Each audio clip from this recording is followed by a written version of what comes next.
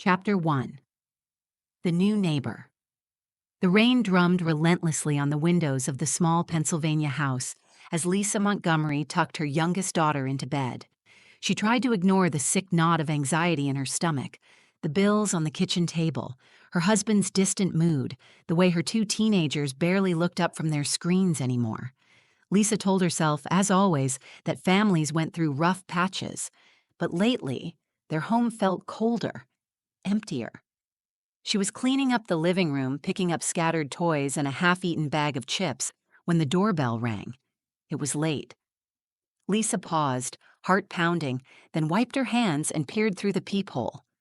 On the porch, illuminated by the yellow porch light, stood Michelle, her best friend and neighbor for over 10 years.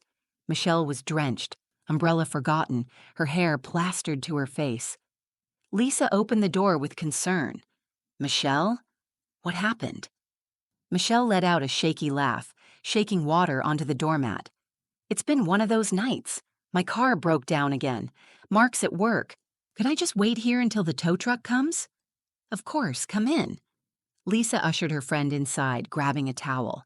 She'd never hesitated to help Michelle. After all, they'd raised their kids side by side, swapped family holidays, confided in each other about husbands, careers, and all the little heartbreaks of suburban life. But tonight, Michelle's eyes were different. Nervous, restless, darting around the room. She accepted the towel with a forced smile, glancing over at the family photos on the mantel. For a moment, Lisa felt a strange chill, as if Michelle was measuring something invisible. They sat together in the kitchen. Michelle sipped tea, hands trembling. You ever feel like you're just not enough for anyone anymore? She said suddenly. Lisa was taken aback. What do you mean? Michelle hesitated, as if considering her words carefully. It's just, sometimes I look at my life and wonder if I'm even living it, or if I'm just a background character in someone else's story. Lisa forced a laugh. We all feel that way sometimes, don't we? It's just stress, or the weather. But Michelle shook her head, eyes fixed on the table. It's more than that. It's like the walls are closing in. Like, no one's really on your side. Before Lisa could respond, Michelle's phone buzzed. She glanced at the screen, and her face changed. Almost relief. That's the tow truck. I should go. Lisa walked her friend to the door, still feeling unsettled. As the door closed behind Michelle, Lisa looked out into the rain and shivered, though the house was warm. She tried to return to her chores, but the uneasy feeling clung to her. Something about Michelle's visit felt different. Office. But Lisa, ever the optimist, shrugged it off as exhaustion and went upstairs to check on her sleeping children. She didn't notice the message notification glowing on her own phone, a single sentence that would soon change everything. Are you sure you can trust her? Chapter 2. Under the Surface. Lisa woke before dawn, a lingering sense of unease wrapping itself around her chest like a cold scarf. For a few moments, she lay there listening to the soft breaths of her husband, Tom, who slept with his back turned to her. Their marriage hadn't always been this way, so distant, so polite. She remembered when she and Tom would whisper to each other late into the night, sharing hopes and silly stories. Now, their words seemed reserved for the logistics of life. Who's picking up which child? Whose turn it was to make dinner? Who would pay which bill? She sat up, reaching for her phone. Only then did she notice the notification, a text from an unknown number received at 12:13 a.m. Are you sure you can trust her? Lisa's heart gave a little jump. She reread the message, trying to place the number. It was local, but she didn't recognize it. For a moment, she considered waking Tom, but quickly dismissed the idea. Tom didn't like drama. He'd only tell her she was reading too much into it. Instead, Lisa got up quietly and started her morning routine. She packed lunches for the kids. Emma, the eldest, was at that age where everything she did was wrong, at least in her own eyes. Michael, 12, was drifting into that strange in-between place of childhood and adolescence, growing more private each day. Little Lily, just 6, still brightened Lisa's mornings with her hugs and drawings, even when the world felt heavy.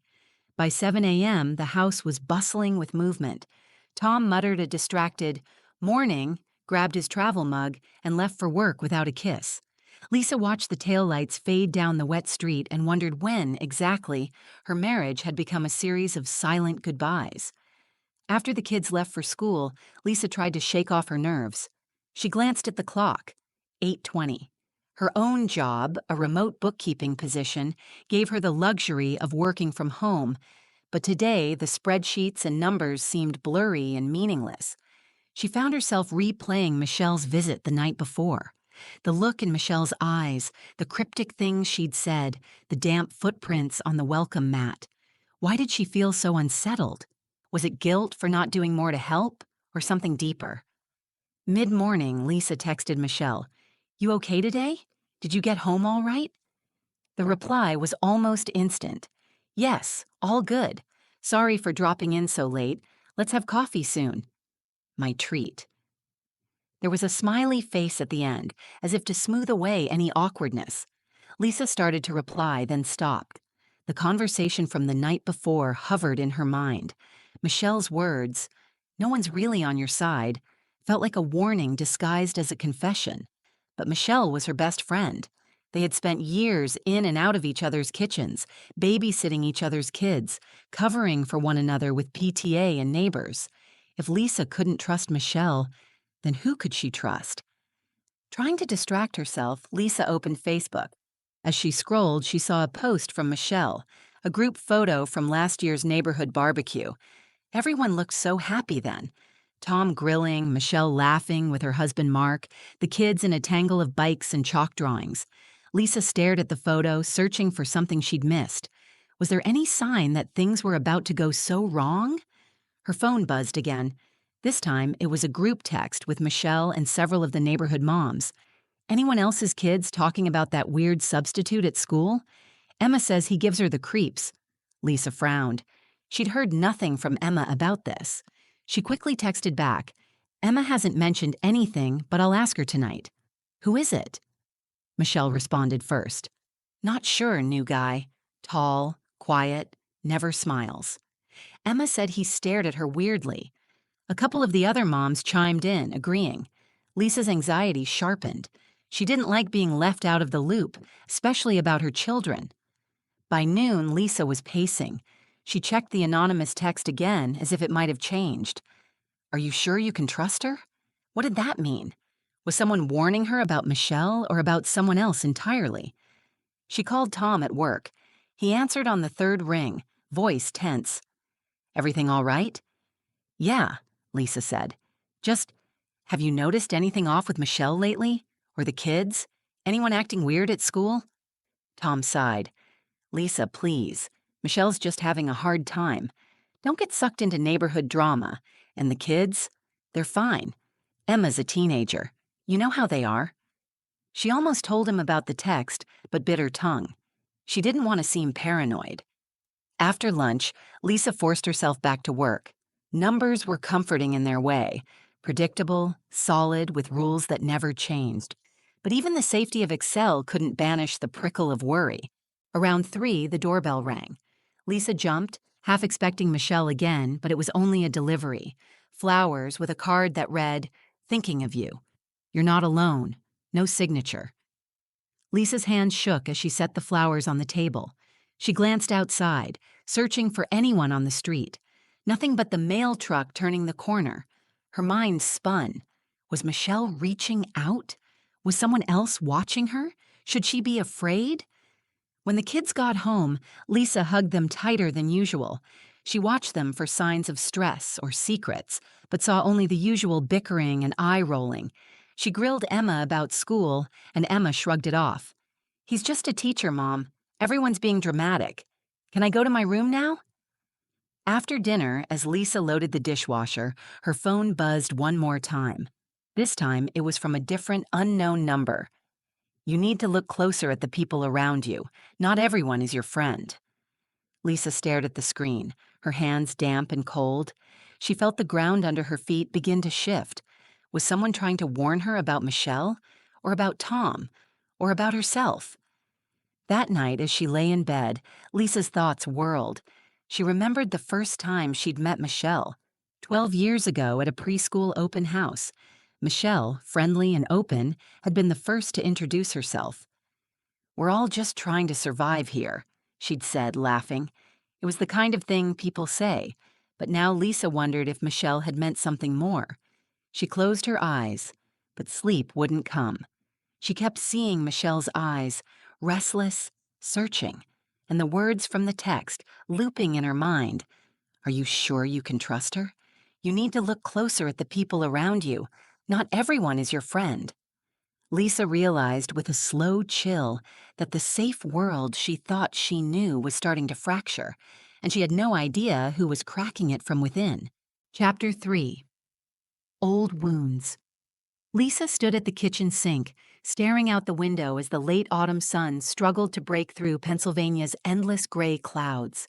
The flowers from the mysterious sender still sat in the center of the table, their petals already wilting. She'd checked the card a dozen times, looking for a clue, any clue, but the writing was neat, generic, impossible to trace. Her phone vibrated, startling her. Michelle's name appeared. "Coffee at my place? Kids at school? Mark at work? Need to vent." Lisa's first instinct was to say no.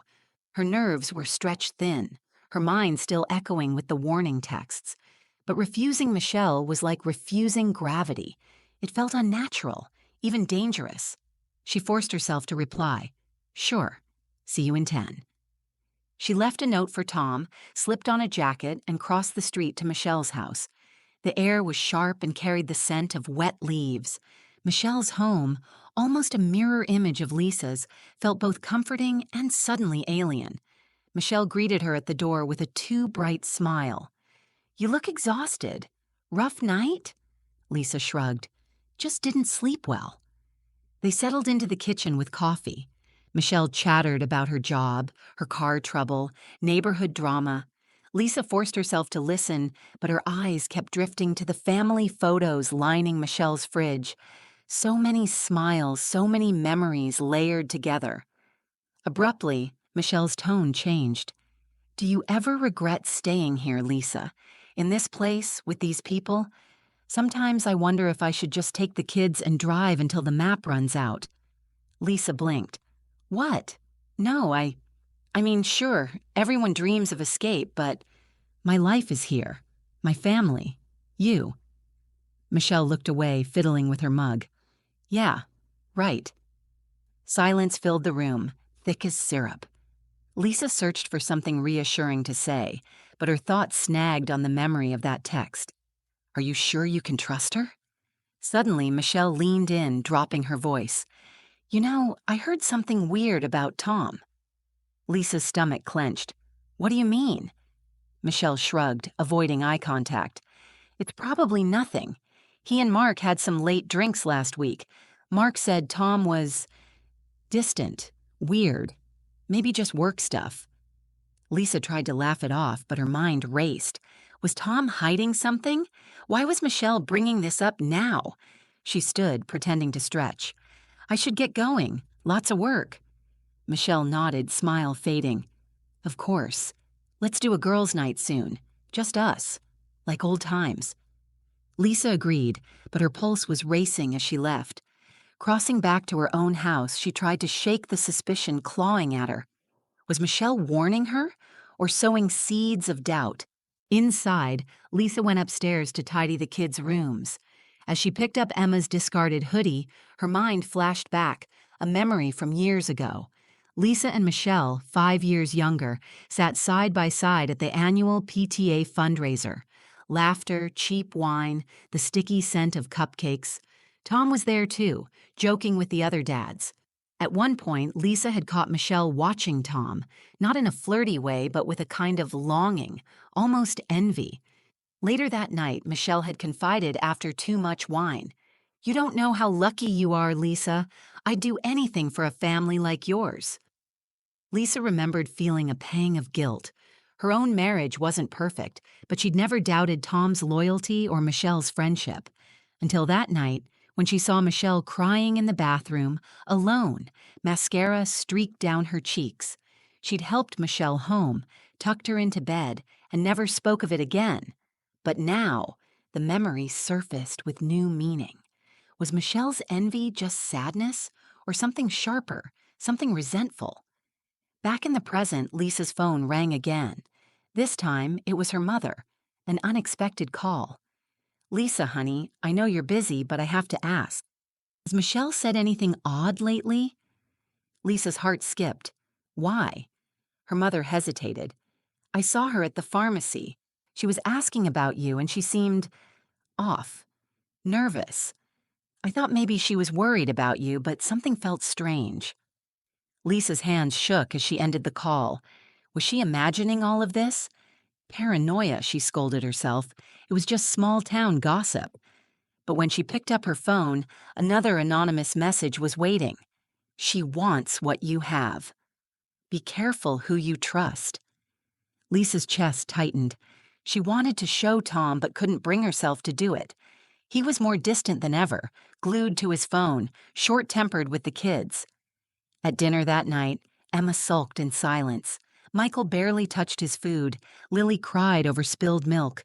Tom excused himself before dessert, muttering about work emails. Lisa sat alone at the table, the hum of the fridge louder than her thoughts. After the kids were in bed, Lisa wandered the house, restless. She paused by the window and saw, across the street, Michelle standing in her own window, staring back at her. Expression unreadable. Lisa, years ago, had once found Michelle's journal by accident during a sleepover. She'd only read a line or two before guilt made her close it, but one sentence still haunted her. "Sometimes I imagine what it would be like if I were Lisa. Her husband, her house, her children. Would I finally be happy?" At the time, Lisa had laughed it off as drunken venting. Now, the memory felt dangerous. Lisa's phone buzzed once more. This time, the message was different. "Ask her about what happened in 2017. She won't tell you the truth." Lisa froze. 2017. That was the year Tom's company nearly went bankrupt, when he'd started working late and coming home angry. The year Michelle's marriage hit the rocks for the first time. She thought of all the nights she and Michelle had confided in each other. But what if Michelle had confided something else? To Tom? Or to others? Lisa tried to recall every detail, every conversation, every strange glance. She realized she was shaking. She typed a message to Michelle. "What happened in 2017? Did something happen you never told me?" No response. Hours later, Lisa sat in the dark living room, the house silent but for the occasional creak of the floorboards. She scrolled through old photos on her phone, birthday parties, summer picnics, holidays where Michelle always stood beside her, smiling wide. The question burned inside her. Who was Michelle, really? How much of their friendship was real, and how much was a mask? Outside, the first cold wind of winter rattled the windows. Lisa shivered, feeling more alone than she had in years. The safe world she'd built, her family, her friendships, her own identity, suddenly felt fragile, like a glass ornament moments before it shatters. And across the street, Michelle's light remained on deep into the night. Chapter 4. Threads Unraveling. Lisa spent the next morning moving through her house like a ghost. The air inside seemed charged, every sound too loud, the scrape of a chair, the tick of the old wall clock, her own breath echoing in her chest. Every object was a reminder. A finger painting from Lily, Emma's abandoned backpack, Tom's shoes by the door, each anchoring her to a life that suddenly felt as if it might slip away at any moment. She tried to focus on work but found herself making errors. Simple calculations wrong, emails half-written and deleted. When she stepped away from her laptop, she realized she had been staring at the blinking cursor for nearly 20 minutes. Outside, the street was quiet, the bare trees shivering in a cold wind. Lisa could feel winter pushing at the windows. Her phone chimed. Group chat. Girls' night. Tomorrow? Michelle's house? Wine, movies, venting? Say yes. Lisa hesitated. She had no desire for a night of forced laughter and shallow gossip, but not going would look strange. Michelle always expected her there, just like always. She typed, "I'll be there," and set her phone face down, her chest tight. Around noon, Michelle called. Lisa answered on the third ring, forcing brightness into her voice. "Hey, you," Michelle said. "Can you pick up wine on your way over tomorrow? Mark's out late and I could use your taste in Pinot." Lisa agreed automatically, but as Michelle rattled off details, who else was coming, what snacks to bring, Lisa could hear a tightness in her friend's voice. Was it nerves, guilt, or just stress? After the call, Lisa sat in silence, replaying the conversation in her head. She thought about the anonymous texts. The message about 2017 gnawed at her. What could Michelle be hiding that long? Unable to sit still, Lisa decided to clean. She attacked the house with a ferocity she barely recognized, scrubbing counters, emptying closets, tossing old papers and broken toys into garbage bags. When she finally reached the family's memory box, a battered plastic container of old letters, photos, and birthday cards, she froze. There, buried under a pile of school crafts, was a card Lisa didn't recognize. It was addressed to Tom in Michelle's handwriting. Lisa's hands trembled as she pulled it out. The message inside was brief. "Thank you for being there when I needed it most. I'll never forget what you did for me. Michelle, 2017. Lisa's mind spun. Tom had never mentioned helping Michelle that year. What could he have done for her? She heard footsteps. Emma, home early. Lisa stuffed the card back into the box. Emma tossed her bag onto the couch and slumped at the kitchen table, her face flushed. "Rough day?" Lisa asked, trying to sound casual. Emma stared at the table. "Can I ask you something?" Lisa's heart thudded. "Anything." Emma hesitated, then whispered, "Is it true Dad almost lost his job because of something Michelle did?" Lisa's blood ran cold. "Who told you that?" Emma shifted uncomfortably. "A friend at school. Her mom said it at a PTA thing. I heard some teachers talking, too. They said, 'Michelle caused trouble for Dad, but you forgave her.'" Lisa's hands clenched. "Emma, people gossip. Your dad and Michelle, there's nothing there. Don't listen to rumors." But the certainty in her voice felt thin, even to her own ears. Emma left for her room and Lisa sat alone, pulse pounding. Had Michelle truly caused trouble for Tom at work? What had been forgiven or covered up? The doorbell rang, breaking her spiral of thoughts. It was Tom, home early. He looked tense, pale. They sat together in the kitchen, and for a moment Lisa thought about asking him outright about Michelle, about 2017, about the card. But when she saw the deep lines on his face, she couldn't bring herself to open that wound. Instead, she tried to fill the silence with routine questions. How was work? Did he want tea? Did he need anything from the store?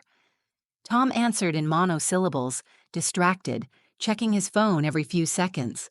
Lisa watched him, the questions pressing at her lips like steam trapped in a kettle. At last, she found her courage. "Tom, is there something you want to tell me? About you and Michelle?" Tom looked up sharply. For a split second, fear flickered in his eyes, but then he shook his head. "Number why?" Lisa hesitated. I don't know, lately everything feels wrong." He forced a smile. "We're all just tired, Liz. It's that time of year." The conversation died. Tom left for his office. Lisa was left alone with her spiraling thoughts. She wandered the house, searching for answers in the dust and shadows. Passing Michael's room, she noticed his door slightly ajar. She peeked in. Her son sat at his desk, hunched over his phone, whispering. Lisa watched a moment, guilt prickling, then knocked gently. Michael startled, shoving his phone under his notebook. "Everything okay?" Lisa asked. He nodded, but his eyes were wary. Lisa left, but worry gnawed at her. Even her children seemed distant, each hiding something. That night, as Lisa tried to sleep, she heard voices outside. Pulling back the curtain, she saw Michelle and Tom on the sidewalk talking quietly. Tom's body language was rigid. Michelle's gestures were animated. Lisa strained to hear, but their words were lost in the wind. When Tom returned, Lisa pretended to sleep. She heard him moving around the kitchen, then felt him slip into bed beside her, body stiff and cold. Lisa remembered a winter years before, when Michelle had shown up at their door, crying, after another fight with her husband. That night, Tom had driven Michelle home, insisting Lisa stay with the sleeping children. Hours later, he returned, silent and pale, refusing to explain what happened. Lisa had believed him, believed them both. Now she wondered, what had really happened that night? The next day came too quickly. Lisa drifted through her chores, mind clouded by dread. The time for girls' night arrived, and Lisa found herself walking to Michelle's house, a bottle of wine in one hand, her nerves jangling like wind chimes in a storm. Inside, the atmosphere was brittle. Too many jokes, laughter pitched just a little too high. Lisa studied Michelle, who played hostess perfectly, never meeting Lisa's eyes for more than a moment. As the night wore on and the other women drifted home, Michelle and Lisa were left alone, sipping the last of the wine. Michelle leaned in, her voice low. You ever feel like people just take you for granted? That you could disappear tomorrow and no one would notice? Lisa stared at her. You know I'd notice. Michelle's lips twisted into a bitter smile. Would you? Would Tom? Lisa felt her temper flare. What are you trying to say? But Michelle only shook her head, pouring herself another glass. Never mind. Forget I said anything. They sat in tense silence, words unspoken crackling in the air. When Lisa finally left, the cold air outside felt almost like relief, but in her heart she knew. Things between her and Michelle, and maybe between her and Tom, had crossed a line that could not be uncrossed. Back home, Lisa lay awake, heart pounding. She scrolled through her phone, pausing on the anonymous messages. Her finger hovered over the block button, but she couldn't bring herself to do it. A new message flashed on her screen. You're getting closer. But you're still not ready for the truth. Lisa shivered, pulling the blanket tighter. She was beginning to fear that the truth, whatever it was, might destroy everything. Chapter 5. The Fault Line. By the time Saturday dawned, Lisa's nerves were frayed like the hem of her oldest sweater. She hadn't really slept. Even in the rare moments her eyes closed, her dreams twisted into mazes, Michelle's face shifting from friend to stranger, Tom's voice echoing in dark hallways, anonymous messages blinking on every screen. Morning brought little relief. Emma was sulking over breakfast, Michael snapping at his sister, Lily refusing to put on her shoes. Tom had left early, claiming urgent errands. The air in the house was thick, every small sound electric with tension. Lisa stood in the kitchen, hands wrapped around a mug gone cold. She kept thinking about last night. Michelle's questions, her bitterness, that glance across the table that felt like both a plea and a threat. And then the message, you're getting closer. But you're still not ready for the truth. Truth. The word felt poisonous. A sharp rap at the door startled her. She opened it to find her mother on the porch, face pinched with concern. Lisa, honey, I know you think I worry too much, but something is wrong with Michelle. I saw her yesterday and she was asking about Tom again. Is everything all right between you two? Lisa forced a smile. It's just small-town talk, Mom. People get bored. Her mother hesitated, then squeezed Lisa's hand. You know you can tell me anything, right? Lisa nodded but felt more alone than ever. When her mother left, she collapsed at the kitchen table, shoulders shaking with silent sobs. She didn't want to believe anything was truly wrong. But everything felt wrong. Every corner of her life seemed to hold a secret. Trying to distract herself, Lisa threw herself into chores. She sorted laundry, vacuumed, organized old boxes, anything to keep her mind from spinning. But it didn't help. Each object had its own memory, its own weight. The world she'd built with Tom and the kids felt suddenly unstable. The house on the edge of a cliff. At noon, Michelle texted, "Park with the kids today? Feels like forever since we hung out." Lisa hesitated, thumbs hovering over her phone. Every instinct screamed to say no, to keep her children and herself away, but part of her needed answers.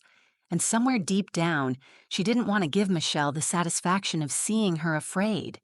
"Sure, see you at 1," she replied. The park was nearly empty, a chilly wind blowing through swings and slides, yellow leaves racing along the path. Michelle arrived with her own children, all smiles, but her eyes darted, scanning Lisa's face. They sat on a bench while the kids played. For a while, the conversation was light.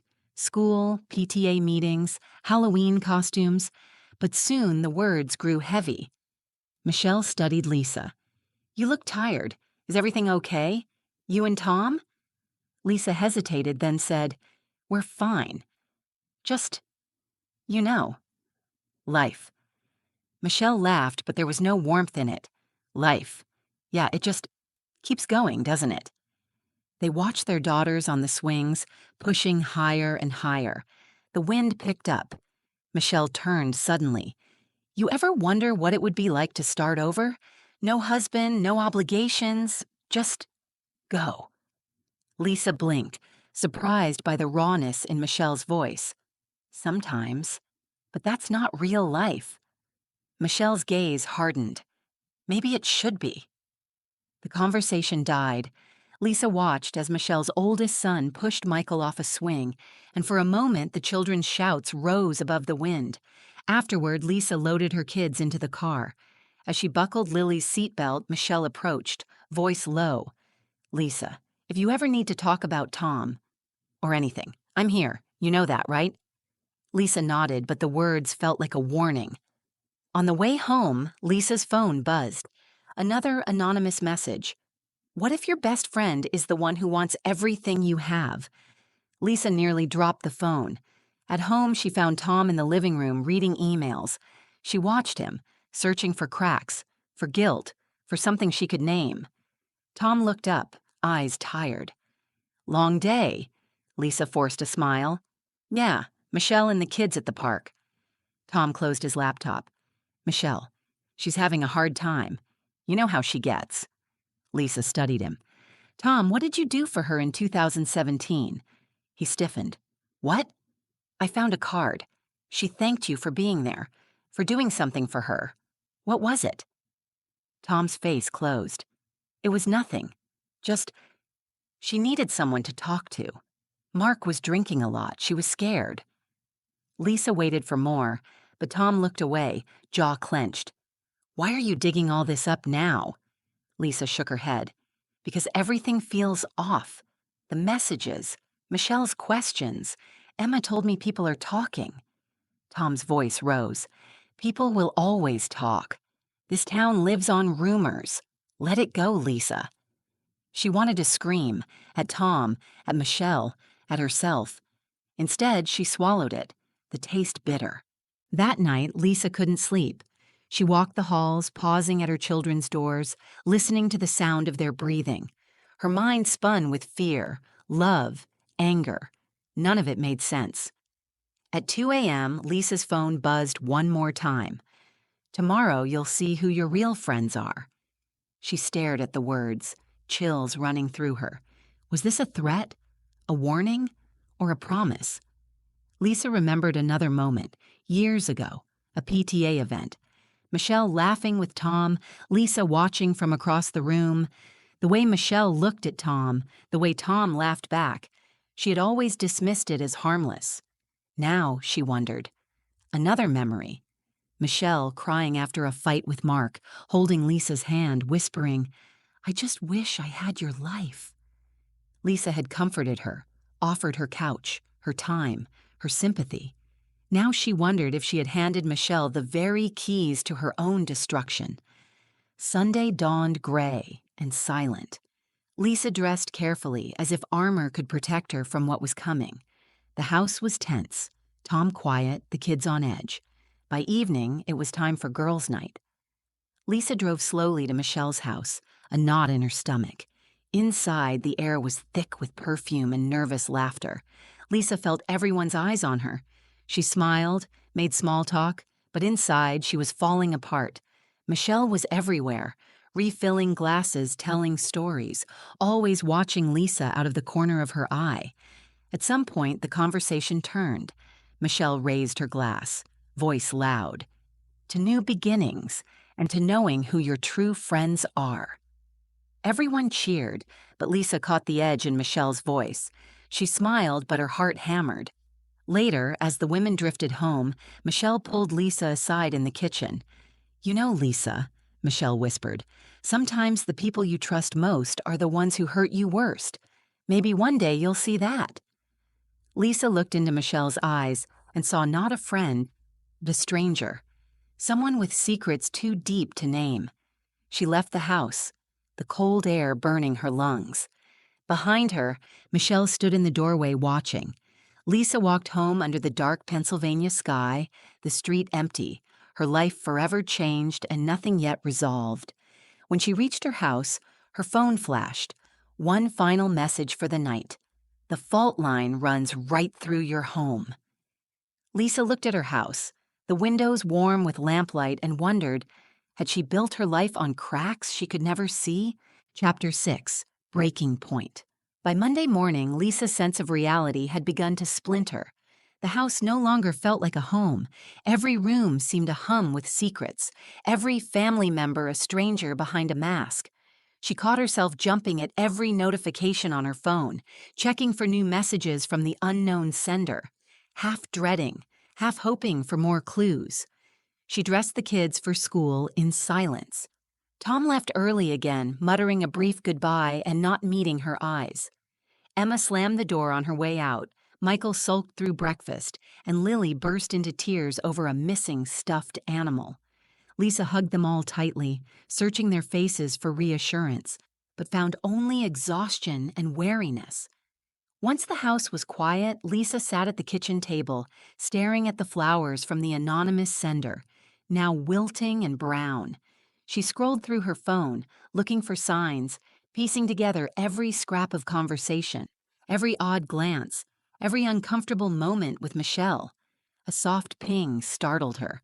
Anonymous. "You're not the only one she's lied to. Ask around." Lisa's hands shook. She looked out the window and saw Michelle across the street, standing at her mailbox, staring directly at her. For a moment, neither of them moved.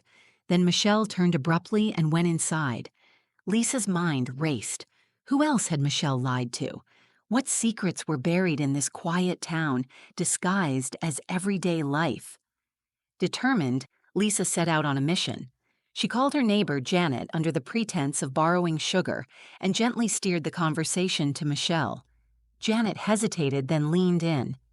"Lisa, I probably shouldn't say this, but last spring, Michelle spread rumors that you and Tom were separating. She told Carol you were seeing someone else. I didn't believe it, but you know how things go around here." Lisa felt a jolt of betrayal. Why would she say that? Janet shrugged, voice dropping. "Michelle likes to stir the pot. You're not the first. 2 years ago, she nearly ruined another neighbor's marriage with her stories." Lisa's mind reeled. She thanked Janet and walked home in a daze. Michelle, her best friend, her confidant, had been poisoning the well for years. By midday, Lisa was shaking with anger. She opened her old email account, searching for anything from 2017 that might explain Michelle's cryptic messages and Tom's silence. She found an email thread. Subject: Last night.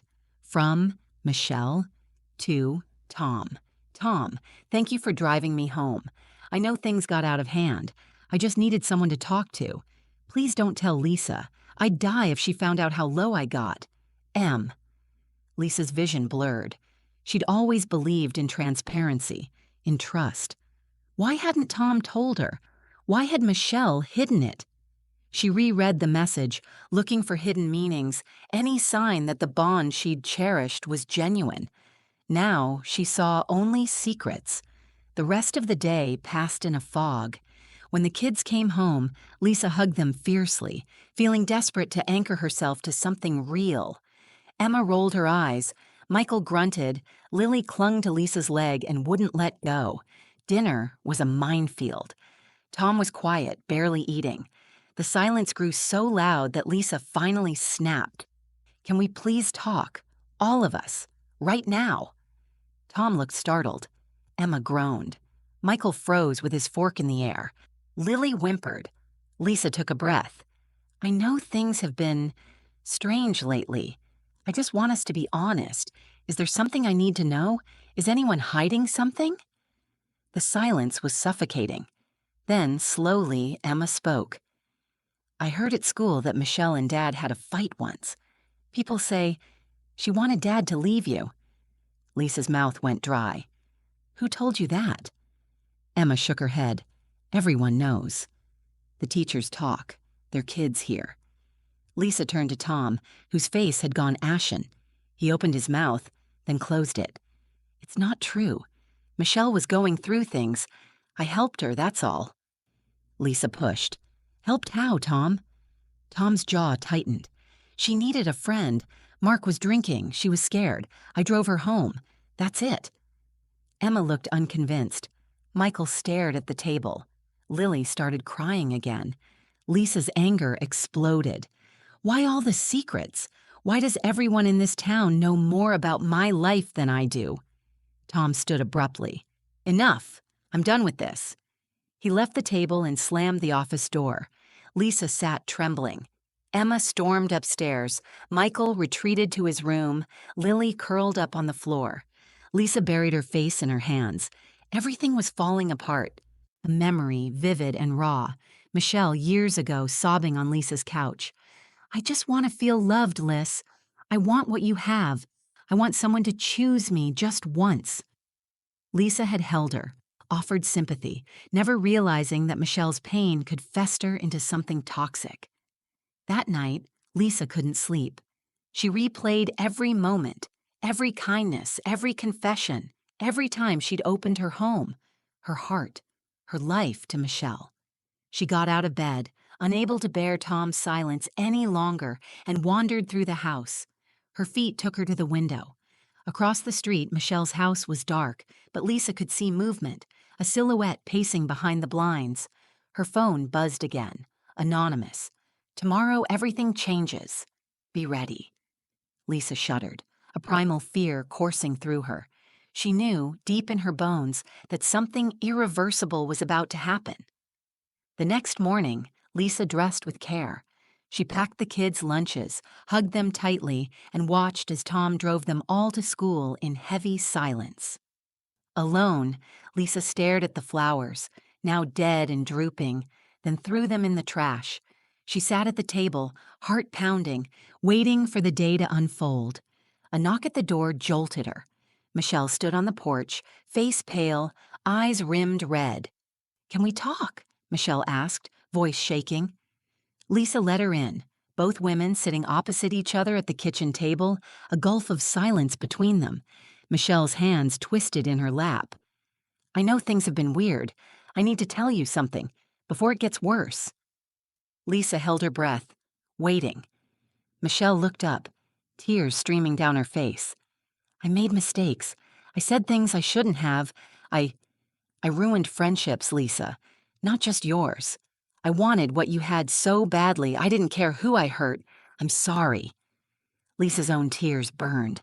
"Why, Michelle? Why me?" Michelle shook her head. "I don't know. You seem so happy. I wanted that. I thought, if I could just break something in your life, I could feel better about mine." They sat crying together, years of pain and jealousy finally spoken aloud. Michelle stood. "I'm leaving, Lisa. Mark and we're moving. I can't stay here anymore." Lisa nodded numbly. She felt no relief, only exhaustion. As Michelle left, Lisa watched her go, a strange emptiness settling inside.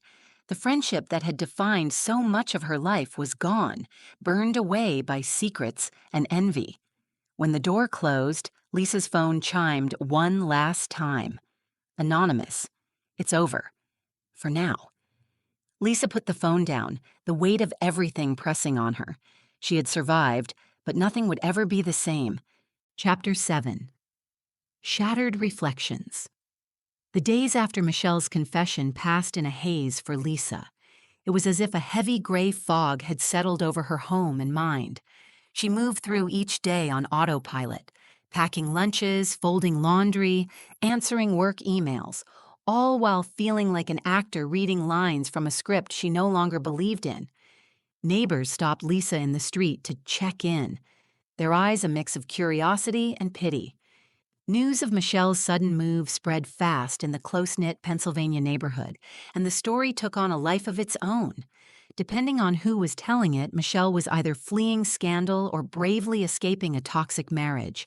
But no one except Lisa, and perhaps Tom, knew the bitter, twisting truth. Tom became even more withdrawn. He left earlier for work, came home later, barely speaking to anyone. He ate dinners in silence, spent hours locked in his office, sometimes texting late into the night. Lisa caught herself wondering if he was relieved that Michelle was gone, or grieving for something she'd never understood. Emma retreated into her own world, headphones glued to her ears, phone never out of reach. Michael grew quiet and sullen, his grades slipping for the first time. Only Lily seemed unchanged, her drawings and stories still filled with hope, even as shadows lengthened in their house. Lisa's phone, which for weeks had been a source of dread, now lay silent. No more anonymous messages arrived. It should have been a relief, but the silence felt just as heavy. She was left alone with questions she couldn't ask and answers she wasn't sure she wanted. On Thursday evening, Lisa found herself alone in the kitchen, staring at a photograph taped to the fridge. A summer BBQ from 2 years ago. Michelle, arms slung around Lisa's waist, both of them laughing at something out of frame. The trust in that image felt like a cruel joke now. The doorbell rang. Lisa nearly ignored it, but the urgency of the repeated rings drew her to the door. On the stoop stood Mark, Michelle's husband, his eyes bloodshot, face hollow. "Can I come in?" he asked, voice barely above a whisper. Lisa hesitated but stepped aside. Mark shuffled in, hands stuffed deep in his jacket pockets, gaze fixed on the floor. "Michelle asked me to give you something," he said, producing a small envelope.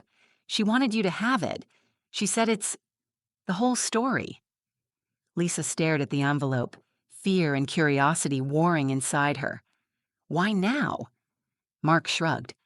"She said you deserved the truth, and maybe it's the only way she could forgive herself. She said, to read it when you're alone." He lingered, awkward and lost. Lisa poured him a cup of coffee. For a moment, they sat in silence, two casualties of someone else's war. Finally, Mark spoke. "I loved her, you know, even after everything. But I think she was always chasing someone else's life. Maybe all of us are." Lisa nodded, not trusting herself to speak. When Mark left, Lisa sat at the kitchen table, envelope in hand. Her fingers trembled as she broke the seal. The letter, Lisa. "I know I don't deserve forgiveness, but I owe you the truth. It started with jealousy, yes, but it became something uglier. When things were bad with Mark, I saw what you had. Your family, your strength, your hope. I tried to be happy for you, but every kindness you showed me felt like salt on a wound I couldn't close. In 2017, the night Tom drove me home, nothing happened between us. He listened. He was kind. He gave me a safe place to fall apart. But I let people believe otherwise. Maybe I even encouraged it, because I wanted you to feel how I felt, uncertain, scared, alone. When the rumors started, I did nothing to stop them. I spread some myself. I was angry at the world, and you were the easiest target.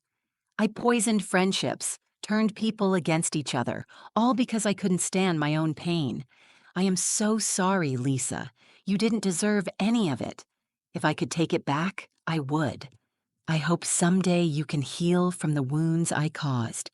I hope your family can find peace." Michelle Lisa read the letter 3 times, tears streaming down her face. The confession was a relief, but also another cut. Confirmation of every fear, every suspicion, every late-night doubt. She folded the letter and placed it in her memory box, uncertain whether she'd ever read it again. The next morning, Lisa tried to find a new rhythm. She made pancakes for the kids, hugged each one longer than usual, tried to coax a smile from Tom. He responded with a tired, grateful look that almost made her believe things could one day return to normal. That evening, Lisa took a walk through the neighborhood. Fallen leaves crunched beneath her shoes. The air was sharp with the promise of winter. At the end of the block, she saw Janet, the neighbor who'd told her about Michelle's rumors. Janet waved Lisa over. "I heard from Michelle," Janet said. "She called me last night. She said to tell you, she hopes you'll forgive her. She says she finally understands what she lost." Lisa nodded. "I'm trying. I think we all are." They stood in silence for a moment, two women in the aftermath of another woman's storm. That night, Mark sat in the empty house he and Michelle had once shared. He poured a glass of whiskey and scrolled through old photos on his phone. Birthdays, Christmas mornings, road trips with their kids. He didn't know where things had gone wrong, not really. Maybe he'd been blind, maybe just tired. Maybe, in a different life, he and Michelle would have been enough for each other. He raised his glass to the darkness and whispered, "Goodbye, Shelley." The only answer was the wind rattling the windows. Lisa returned home, a little lighter. There were still wounds, still cracks in her family, but there was also hope. Hope that healing could begin, hope that one day they would remember how to trust each other and themselves. As Lisa tucked Lily into bed, the little girl whispered, "Are we safe now, Mommy?" Lisa smiled, tears in her eyes. "Yes, sweetheart, we're safe. We're together." But deep down, Lisa knew safety was never guaranteed. Not in life, not in love, not in friendship.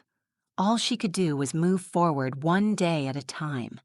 And as she turned out the lights and closed the door, Lisa promised herself she would never again ignore the cracks beneath her feet.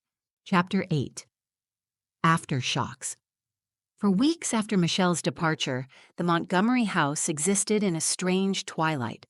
There was no longer an enemy across the street, no poison messages buzzing on Lisa's phone, but neither was there true peace. The aftershocks of betrayal rippled through every part of daily life. Tom moved through his days as if underwater. He threw himself into work, coming home even later than before, sometimes not speaking at all. Lisa noticed the new shadows on his face, the way he flinched when the phone rang, as if expecting more bad news. His sleep was restless, haunted by dreams he wouldn't discuss. Emma, never the most talkative child, became almost mute. She started spending more time at a friend's house, returning home late, her eyes distant and wary. One afternoon, Lisa found a group text on Emma's phone. "Did you hear what Michelle did to Emma's family?" Poor Lisa. That's what happens when you trust the wrong people. Lisa's hands shook as she read it. So the story was out there, twisted, retold, feeding on every insecurity Lisa had ever tried to hide.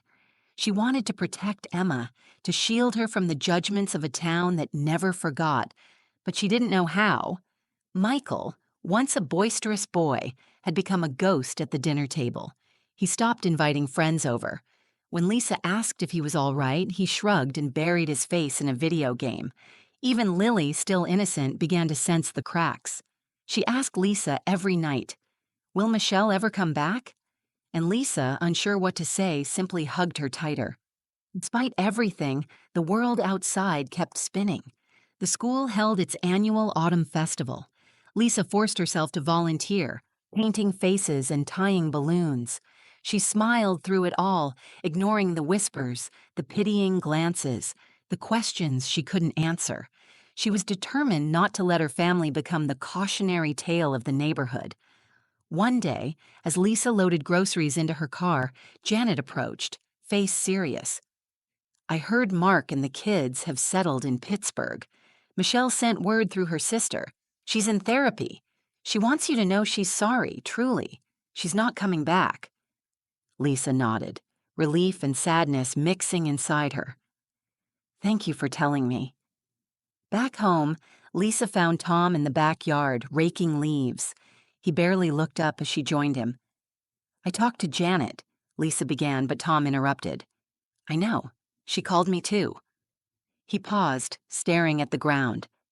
"I'm sorry, Lisa, for not telling you everything, for not being strong enough to protect you, or the kids." Lisa knelt beside him, grabbing his hand. "We can't protect each other from everything, Tom, but we're still here." For a long time, neither spoke.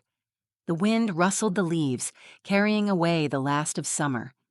That night, for the first time in months, Tom reached for Lisa in bed. They lay together, silent, neither able to find words for what had been lost or what might still be found. The touch was tentative, fragile, but it was real. Lisa remembered a sunlit day the summer before. The whole family, including Michelle and Mark, had gone to the river for a picnic. The children splashed in the water. The adults drank sweet iced tea, laughter floating on the breeze. For a few perfect hours, it seemed the world had no secrets. Lisa thought of that day now. How easily happiness had slipped through her fingers. How oblivious she'd been to the darkness gathering just beyond the shore. The next week brought small changes. Michael started to talk at dinner again. Emma asked Lisa for advice with a school project. Lily began drawing pictures of the whole family together, always with a yellow sun in the corner. Lisa herself made slow progress, though the hurt lingered.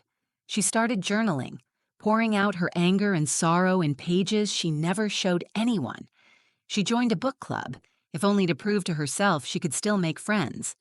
Some nights she lay awake, wondering if she'd ever truly trust again, but most mornings she woke up determined to try. One crisp evening, as Lisa walked through the neighborhood, she passed the empty house that once belonged to Michelle. The windows were dark, the yard overgrown. Lisa paused at the gate, memories flooding her. 1,000 coffee dates, shared secrets, childhood milestones. A movement caught her eye, a new family moving in, kids chasing a dog in the front yard, laughter pealing through the air. Life was returning. The void Michelle left would be filled, as all voids are, in time. Lisa smiled, a genuine warmth rising in her chest for the first time in months. She turned toward home, the porch light glowing, her family inside, broken, battered, but still standing. She thought of Michelle, somewhere far away, facing her own reckoning. Lisa didn't know if she could ever forgive her, not fully, but she wished her peace. As Lisa climbed the porch steps, she glanced at her phone. There were no new messages, just the quiet, steady hum of life moving forward. And for the first time in a long time, Lisa believed it was possible to heal. Chapter 9. Blind Spots. As the leaves turned brittle and the days grew shorter, Lisa found herself measuring time in small victories. A breakfast shared without argument, a family walk after dinner, laughter, thin and fleeting but real, echoing down the hallway. After months of secrets, silence, and storms, these moments felt like sunlight breaking through clouds. But the shadows were not entirely gone. Lisa kept a watchful eye on her family, always half expecting the past to reach out and drag them back. Sometimes, in the early hours before dawn, she would wake with her heart pounding, haunted by memories of Michelle's betrayal and the look in Tom's eyes when he thought she wasn't watching. Still, there was progress. Emma was smiling more, staying home to watch movies with Michael and Lily instead of disappearing into her room. Michael's grades were creeping up again. Even Tom, though still burdened, seemed lighter, as if each day's effort to move forward loosened another knot inside him. Lisa knew that healing was not linear. Grief and anger flared without warning, set off by a familiar song, a neighbor's careless question, or even the sight of Michelle's empty house. But more and more, those moments were outnumbered by hope. One Saturday, Lisa organized a family outing to a pumpkin patch, a tradition they'd let slip in recent years. The drive through the Pennsylvania countryside was full of nervous anticipation. Tom made a half-hearted joke about getting lost. Emma rolled her eyes. Michael teased Lily about the mud. It wasn't perfect, but it was real. They picked pumpkins, sipped hot cider, and posed for awkward photos. For the first time in what felt like years, Lisa allowed herself to believe they might be okay. Back home, as they unloaded the car, Emma lingered in the driveway. "Mom?" she asked softly, glancing over her shoulder at Tom and the others. "Can I talk to you?" Lisa's heart fluttered. "Of course." Emma hesitated, twisting her fingers. "I heard from Michelle. She emailed me last week. She wanted to apologize. To all of us. She said she's getting help. I didn't want to tell you. I was scared it would make you sad." Lisa knelt beside her daughter, taking her hands. "Emma, thank you for telling me. You don't have to protect me. We can talk about anything, okay?" Emma nodded, tears brimming. "I just want things to be normal again." Lisa hugged her fiercely. "Me too, honey, me too. But normal doesn't mean forgetting. It means we learn and we keep going." Later that night, as Lisa sat journaling in the quiet kitchen, Tom joined her. He stood awkwardly, then pulled out the chair across from her. I found this," he said, placing an old photo between them. A picture from years ago, Lisa and Tom grinning at the start of their marriage, children not yet born. Lisa smiled sadly. "We were so young. Didn't know a thing." Tom nodded. "I know I haven't made things easy. I've let my own shame get in the way. I was afraid to talk about everything, afraid you'd blame me for not seeing what Michelle was doing." Lisa looked up, meeting his gaze. "It wasn't your fault, Tom, or mine. We can't control other people's choices, only our own." He reached across the table, taking her hand in both of his. "Let's not have any more secrets, not with each other. We can't change the past, but we can change what happens next."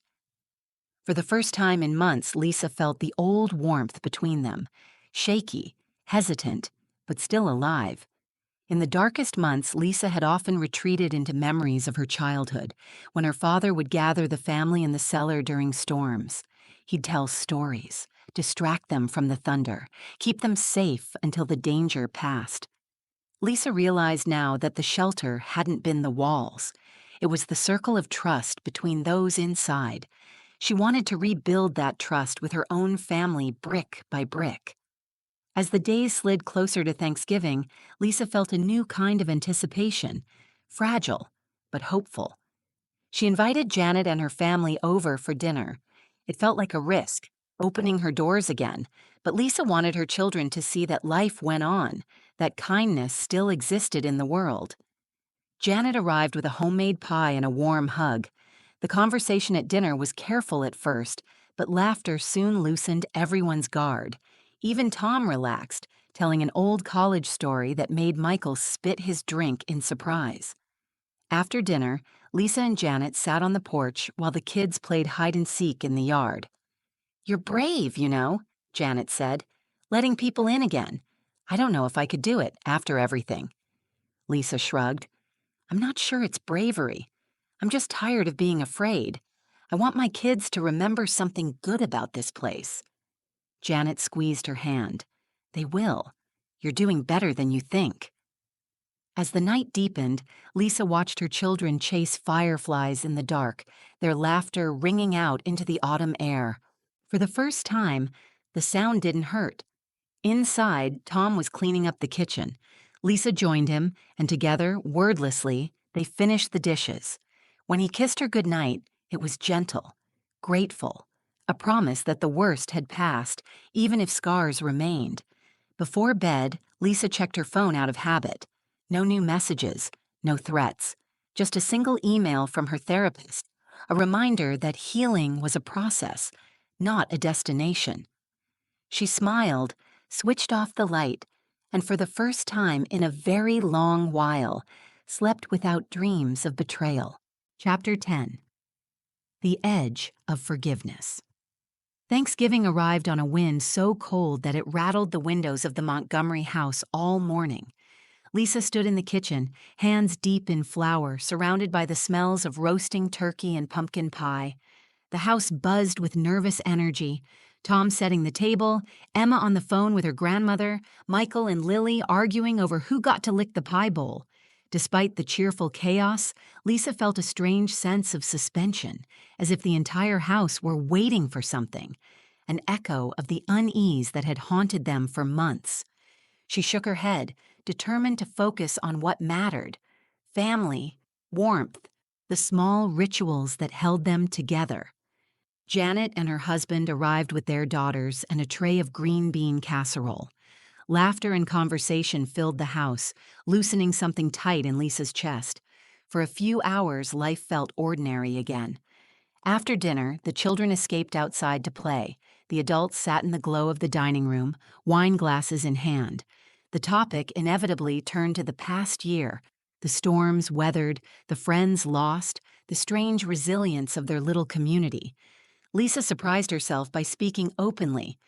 "I never thought it would happen to us, that we'd be the family everyone whispers about. I thought I could see through people, but I missed the danger right in front of me." Janet reached across the table, squeezing Lisa's hand. "It could have happened to anyone. You got through it. That's all that matters." But Lisa wasn't sure. She excused herself, stepping out onto the porch, breathing in the icy air. The world outside was calm, the stars sharp against the black sky. For a moment, Lisa let herself hope. Maybe finally they could start over. Suddenly, a car's headlights swept over the street. Lisa watched as a sleek black sedan rolled to a stop in front of the empty house that once belonged to Michelle. The driver's door opened. A woman stepped out, tall, well-dressed, a stranger. She walked up the driveway, cell phone pressed to her ear, scanning the neighborhood. After a moment, she got back in her car and drove away. Lisa shivered, a chill running down her spine. She knew it was probably nothing, a realtor, a new neighbor, but the feeling of threat returned, visceral and sharp.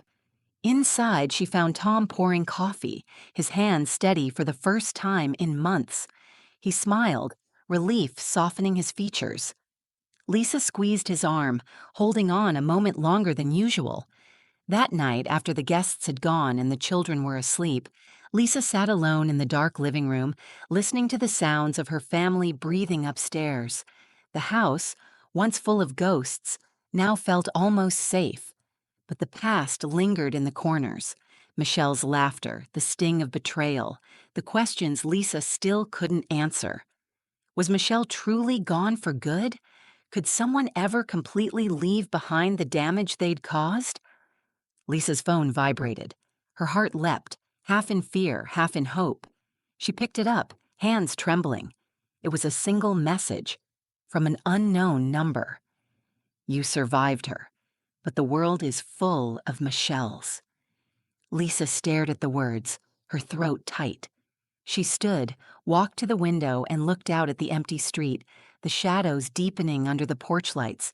She realized that what had happened to her family could happen to anyone. Evil didn't always come with a warning. Sometimes it wore a friendly face. Sometimes it left quietly. Sometimes it returned in a new disguise. Lisa closed her eyes, drew a deep breath, and turned off her phone. Upstairs, Lily called for her in her sleep. Lisa climbed the stairs, heart pounding, determined to be present, to choose trust, even knowing how dangerous trust could be. She sat by Lily's bed, stroking her daughter's hair, whispering promises to protect her as best she could. But as she listened to the wind rattling the windows, Lisa understood something fundamental. You can build walls, check the locks, teach your children caution, but no one is ever truly safe from betrayal. All you can do is love fiercely, hold close what matters, and find the courage to begin again, no matter how many times the world tries to break you. The house was quiet for now.